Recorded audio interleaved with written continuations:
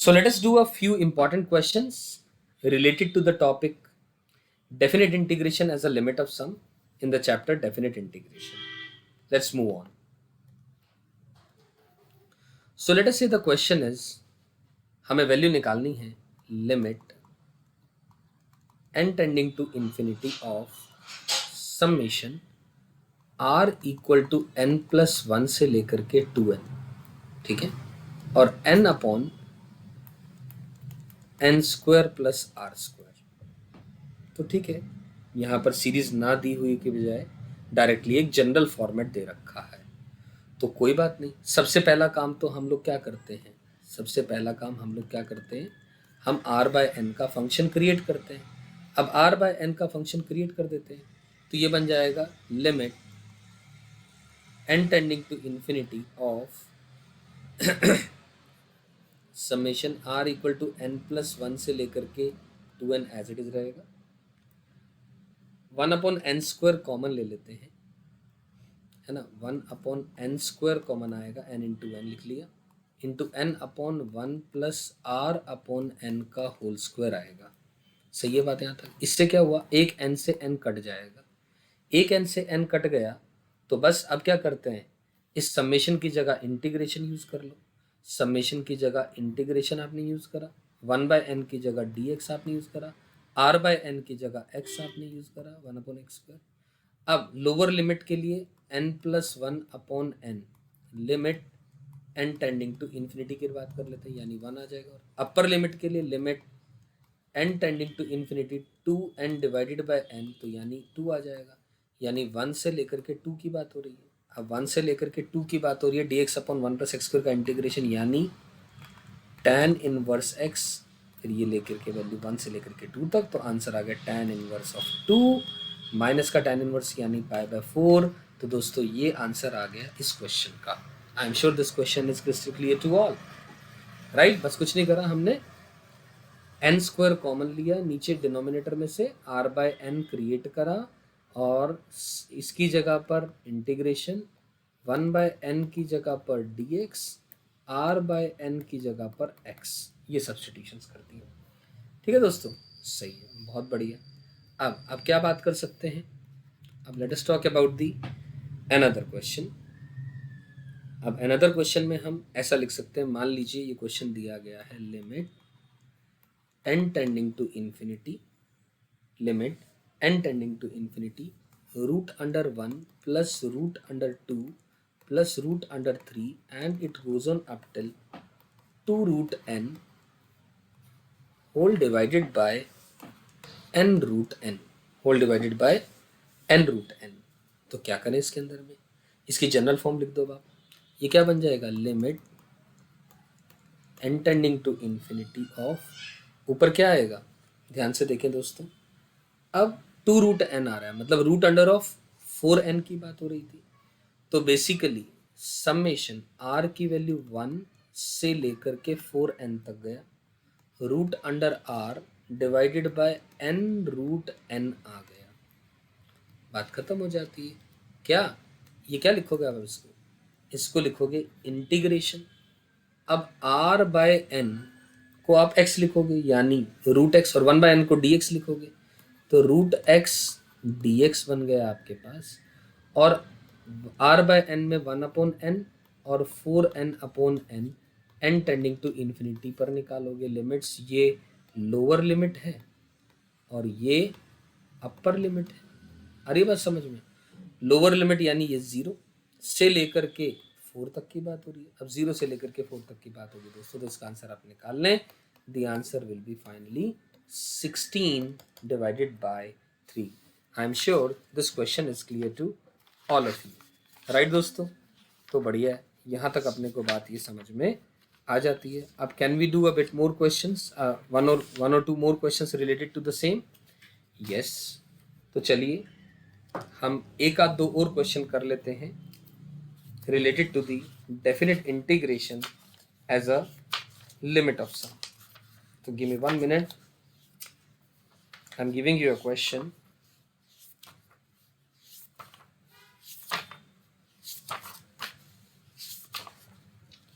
तो एक काम करें दोस्तों, ये लिख सकते हैं हम लोग क्वेश्चन है limit n tending to infinity, limit n tending to infinity n upon n plus 1 root under of 2n plus 1 plus n upon n plus 2 root under of 2 times of 2n plus 2। आराम से समझते चलिएगा इस बात को। Plus n upon n plus 3 root under of 3 times of 2n plus 3 and it goes on up to n terms। ये value अपने को निकालनी है, limit n tending to infinity लिखा हुआ है। अब इसकी जनरल टर्म की बात करूं दोस्तों, समेशन, ऑब्वियसली लिमिट तो लिखा हुआ है n tending to infinity, summation n upon n plus r into under the root of r times of 2n plus r की वैल्यू 1 से लेकर के r की वैल्यू n तक की बात की गई है। सही है दोस्तों।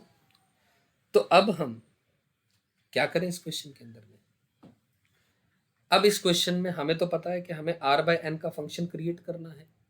तो limit n tending to infinity of summation n upon n times of 1 upon r 1 plus r upon n, ये आ गया, ठीक है। और अंदर में रूट अंडर के अंदर में क्या आ गया, n स्क्वायर कॉमन ले लो, क्योंकि क्या लिखा हुआ है यहाँ पर, रूट अंडर के अंदर में क्या लिखा है 2nr प्लस r स्क्वायर लिखा है। तो n स्क्वायर से डिवाइड करना, n स्क्वायर कॉमन लेना पड़ेगा, n स्क्वायर कॉमन ले लिया तो क्या बनेगा 2r by n plus r square upon n square, ये बन गई बात। इससे क्या मिला दोस्तों, ध्यान से देखें, इससे अपने पास बात आ जाएगी, ये बनेगा limit n tending to infinity summation r equal to 1 से n तक, और ये क्या बनेगा, ध्यान से देखें, एक n ऊपर और नीचे जो था ये तो कट जाएगा और ये n स्क्वायर का n बाहर आ जाएगा। तो 1 अपॉन n की जगह पर आप dx लिख सकते हैं।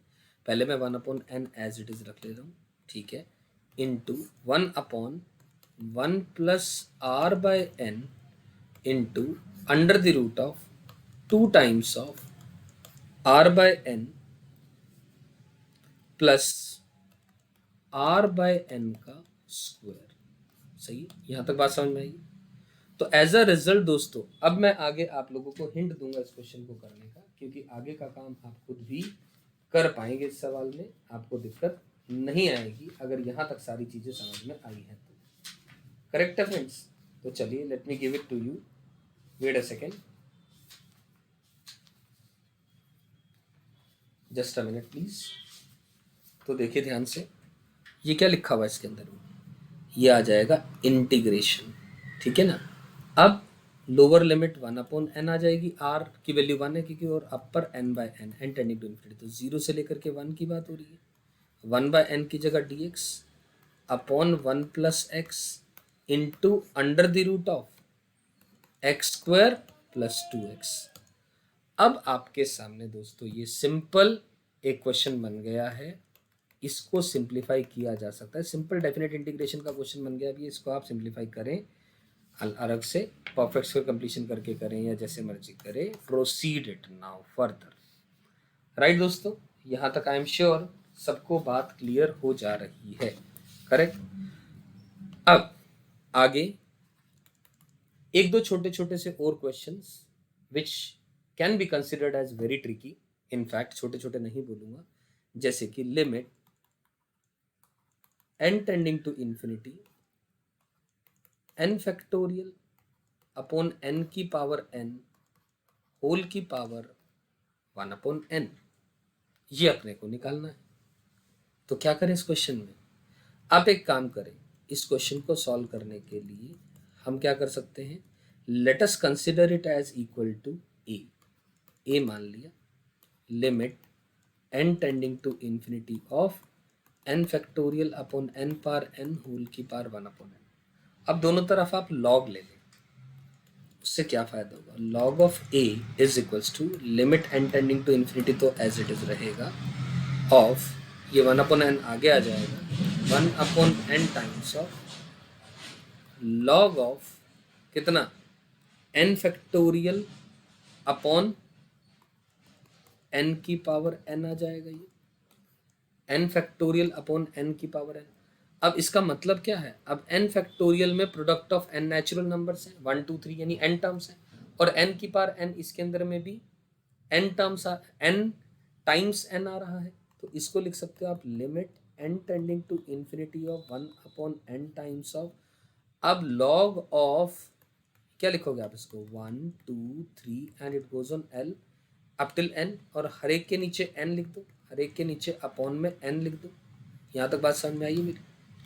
अब हर एक के नीचे जैसे ही आपने n लिख दिया तो क्या बना, अब log of something into something, log of mn is equal to log of m plus log of n आ जाएगा, यानी ये बन जाएगा limit n tending to infinity 1 upon n times of log of, क्या बनेगा,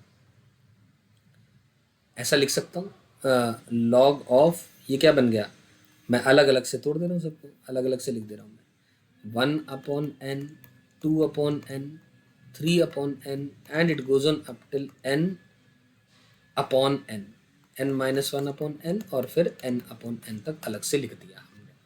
सही है दोस्तों, ये किसकी वैल्यू आई हो रही है, ये log a की वैल्यू, a की नहीं है log a की वैल्यू। इसको लिखा जा सकता है limit n tending to infinity, ध्यान से सुनिएगा, 1 upon n times of summation, क्योंकि log of this plus log of this plus log of this पूरे का ये ऐसे लिख देंगे तो समेशन लिख दिया, log ऑफ कितना n माइनस का r डिवाइडेड बाय n, और r की वैल्यू 0 से लेकर के n माइनस 1 तक जाएगी।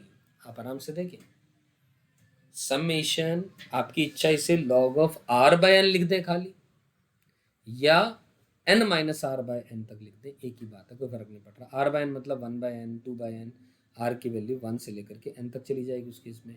n माइनस आर करा, आप उल्टा शुरू कर रहे हैं एक तरीके से, यहाँ से शुरू कर रहे हैं, इस तरीके से कह लें, r की वैल्यू 0 से लेकर के n माइनस 1 तक चली जाएगी।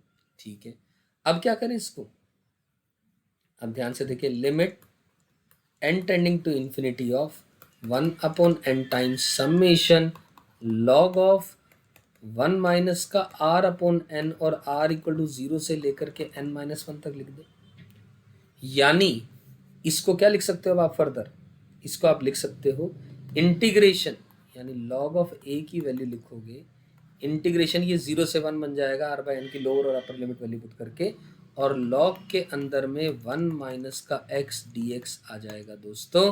और अब इस क्वेश्चन को आप further simple definite integration using indefinite integration वाले पार्ट्स बाय पार्ट से सॉल्व करते हैं, और आपके पास दोस्तों इस क्वेश्चन का आंसर आ जाएगा माइनस का 1, इस क्वेश्चन का आंसर आ जाएगा माइनस का 1। ठीक इसी तरीके से आई एम श्योर वैसे ये क्वेश्चन समझ में आ गया होगा, लॉग लिया और फिर स्टेप्स करते चले गए, बस कुछ भी नहीं था, लंबा लिखा हुआ है, बहुत ज़्यादा लंबा मेथड है नहीं है, आसानी से समझ में आने वाला है। n minus r by n, और आर बाय एन का फंक्शन क्रिएट करा, r by n function create करने के बाद definite integration as a limit of sum वाली सारी थॉट्स लगा दी इसके अंदर में, और अपने पास ये बात बन गई। अब एक आखिरी क्वेश्चन इसी से रिलेटेड, मान लो मैं आपके सामने लिखूं, ध्यान से सुने, मान लो आपके सामने ये क्वेश्चन है, limit n tending to infinity of n factorial upon n की पावर n होल की power 2n power 4 plus 1 divided by 5n की पावर 5 प्लस 1, ये लिख लिया। तो दोस्तों ध्यान से देखेंगे, पिछले क्वेश्चन जैसा सा ही है, इसको मैं ऐसा लिख सकता हूँ, limit n tending to infinity of n factorial upon n की पावर n होल की पावर 1 अपॉन n ले लिया, और ऊपर भी n कर दिया, 2n की power 5 plus n divided by 5n की पावर 5 प्लस 1, ऐसा लिख दिया। अब ये वाला पोर्शन आप ऑलरेडी निकाल चुके हैं पिछले क्वेश्चन में, उसका आंसर आपके पास देखिए क्या था, log a की वैल्यू -1 थी, तो a की वैल्यू e की पावर -1 थी, ये एक्चुअली आंसर था।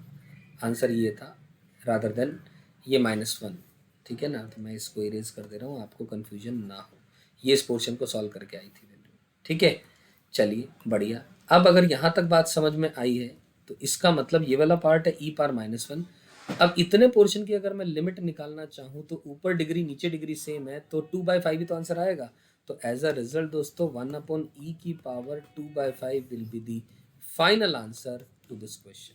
सो विद दिस क्वेश्चन ये सारी थ्योरीज हमने जो पढ़ी इन दोनों वीडियोस के अंदर में, लिमिट एज अ सम की, हमें क्वेश्चंस भी समझ में आ गए बढ़िया से, एप्लीकेशन पार्ट पूरा 100% क्लियर हो गया, और हमें थ्योरी तो क्लियर हो ही जाती है, चाहे वो सीबीएसई रिलेटेड सवाल आए, फर्स्ट प्रिंसिपल के थ्रू डेफिनेट इंटीग्रेशन करना किसी क्वेश्चन का, या फिर ये वाले क्वेश्चन जो अभी हमने किए ये वाले आए इन जेईई मेंस और एडवांस रिलेटेड एग्जाम्स, तो आप ये कर पाएंगे।